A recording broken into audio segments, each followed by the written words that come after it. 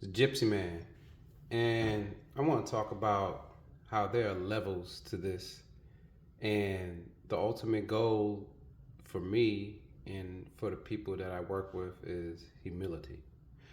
So, how does it all start? Like, whether it's professionally, you're gonna have to carry a gun, or you are just an enthusiast, a civilian that wants to carry a gun. You get interested for one way or another. Then you got to find somebody that's going to teach you right. Professionally, you go into an academy and you might be introduced to guns for the first time in your life. And they have to teach you how to teach you the fundamentals. First, they need to teach you safety. Then they teach you fundamentals. And then you get into, your qualification, basically. And my beef with some instructors at academies is that you have to teach so many people and they never get to the point unless they take it upon themselves, which they should take it upon themselves, to be competent shooters. And then once they become competent shooters, how far are you going to take it from there, where you're going to start to be, more combative, more what I would call like situational awareness, like really have that in your head and really know that you're capable of doing things, because confidence is everything. But with confidence and with great power, of course, comes humility. You got to be humble. So we get that, and you get out there and you got to work with these things. And don't assume that everybody that's out there in a uniform or everybody that's an agent are excellent shooters. They just know a little bit more about it than the civilians. And like I said, they have to take it upon themselves to get better and to become intermediate to advanced shooters, because there are still a lot of agents and a lot of police officers that are out there that are still, I would say, beginner to intermediate shooters, when you should be better than that with your tools. So back to the civilians. So the civilians, after you get trained, after you find somebody, you find yourself in class for a couple days or hours, and you learn the fundamentals. You learn safety first, and then you get on the range and you have to shoot your qual, which is very easy compared to like an agency or qualification. And you pass the minimum requirements. The issue I have with civilians that now carry guns at an astronomical amount today, since COVID, permits have been given out everywhere freely, almost. All you gotta do is sit through the class, take a shot, and you get it. You stop training, right? And when you stop training, you go to these ranges, and I can still see that you're not comfortable. I can still see that you're lacking a lot of skills, and unfortunately, sometimes there's some safety issues because you kind of forget what you learned in your classes. But let me tell you, before you buy a gun, because I know you're anxious to buy a gun, buy yourself something like this. Buy yourself a training gun. And this is a training gun with a laser on it. This is the tool that you can use. And this is for LEs and agents too. Get yourself this. This right here is something that you can use at home, because most people, most civilians, and most agents in law enforcement do not dry fire. They don't dry fire, I'm telling you. Get yourself this. This will help you. You don't have to worry about a reset. You get an audible click. You get yourself. I'm not being sponsored, so I'm gonna try to cover this up. I know it's a little too late. But you also get yourself a wall to shoot from, and you get a laser, and you get your sights, right? And you can practice your reloads, which I think practicing reloads usually doesn't come when you take a class with an instructor. And practicing reloads doesn't come from when you're with an agency in an academy. They don't teach you, they teach you how to basically load your gun, but they don't teach you how to execute efficient, fast reloads. All right. And I noticed that a lot of people, there's a lot of stuff on the internet showing people how to shoot, but they do it so fast. So they got amateurs out here shooting everything fast and shooting sloppy and haven't even mastered the fundamentals, right? You don't understand the concepts that they're teaching. They're trying to sell you something so that you can get in there and do it. But first of all, they want to sell you something, you know? The information they give you, they know that you don't understand it because you've never practiced it. So it sounds interesting. I'm not trying to knock anybody's business. Take your classes. Classes are great, but you really need to. This is a self endeavor. This is a martial art, and you have to practice it.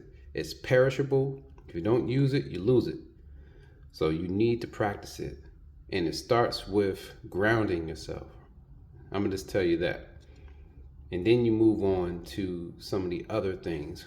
Knowing how to shoot is one thing. Like, I've met a lot of people, they know how to shoot. They know how to line those sights up. Understanding how to line your sights up is half the battle, right? You know? But what I've noticed is once you become more into it and you get to the intermediate levels of shooting, now you want to start going a little faster. Now you're starting to work on your reloads. Now you need to understand how important grip is. A good grip, right? And you learn fundamentals in a certain order, but you have to understand that after a while, once you've mastered sight alignment, sight picture, once you understand how to operate the trigger, you start to realize that some of that stuff can be, and I'm gonna be honest with you, if you have a good master grip, if you have a good grip on a gun, a lot of those things, you have a little bit more play, a little bit more wiggle room, as long as you have a great grip and a good natural point of aim. You can get away with being a little bit slower on understanding some of the other things that you should have understood in the first place. That master grip, that grip for real is everything.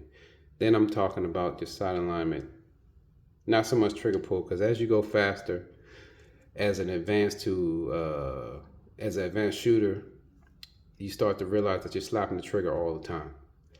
So, telling somebody in the beginning, yes, it is important. You master all the fundamentals and it becomes important, because, to be honest with you, it becomes a little less important in your trigger pull as you get your grip mastered. Once you master that grip, I promise you, you will shoot a lot better. And then you get to the range. And then you decide that I need to get off the X. Now you have to make things a lot more difficult for yourself, because now that you, hopefully at this point as an intermediate to advanced shooter, you've mastered your marksmanship. And I always see a lot of people, I say, you're a great marksman. There are a lot of great marksmen, right? But once you start adding that movement in there, you have to master your feet, right? You have to be able to have a strong diaphragm, right? You got to control these things. You got to be relaxed. You got to take some of the movement out of your movement as you're drawing out the holster. Drawing out the holster is an intermediate concept. Like, that's the ability to come out the holster has its dangers in its own. So you have to master and you have to slow it down, and then you speed that up over time. But coming out the holster is an intermediate skill, And then coming out the holster faster, you start to get more advanced with it. And then you start to add quicker reloads. Then you start to see things faster, which speeds up your shooting, right? You start to use a timer. You start with a part time, and you start bringing those part times down, and you start to put all these things together, right? Like I said in another video, you start to see these things all coming together, Then you're starting to get into the responsibility part. And then you also have to get into how it translates into the real world. That's a whole nother skill. Like doing these things on a range, going to the range as a new shooter is not preparing you fully to be in an encounter, right? We can't duplicate the cocktail that is involved in a real interaction. Training is crucial. Getting the reps in is crucial. Making it unconscious is crucial, right? Always go to the range. Go to an outdoor range where you can start to move around. Being safe all the time. That's unconsciously in you, but very in the forefront of everything. Keeping your gun pointed down range when you start moving. Start to feel what everything's doing. Your body, how your breathing is affected. You can run laps up and down. It's still not going to duplicate a real life situation. So I would say just work on your movement, being smooth, being quicker and getting quicker. and doing it in a way that is going to make you feel more responsible and more humble.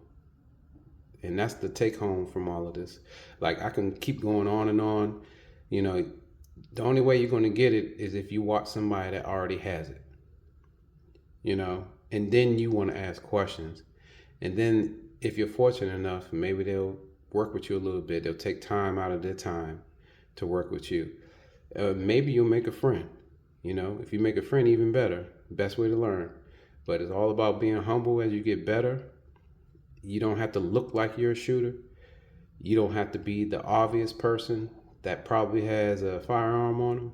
You know, it's all about humility, laying low, and just staying in the cut, and then knowing and having that confidence from your training and having your understanding, like really studying this stuff and understanding and take what you need and using it and applying it. You're always going to be learning, no matter your skill level. You're always going to be learning.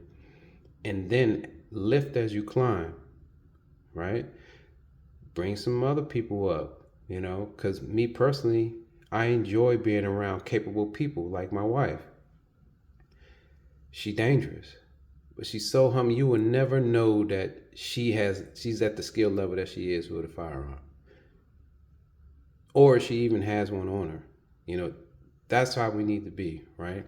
It's all about respect. Gypsy Man, and I'm out.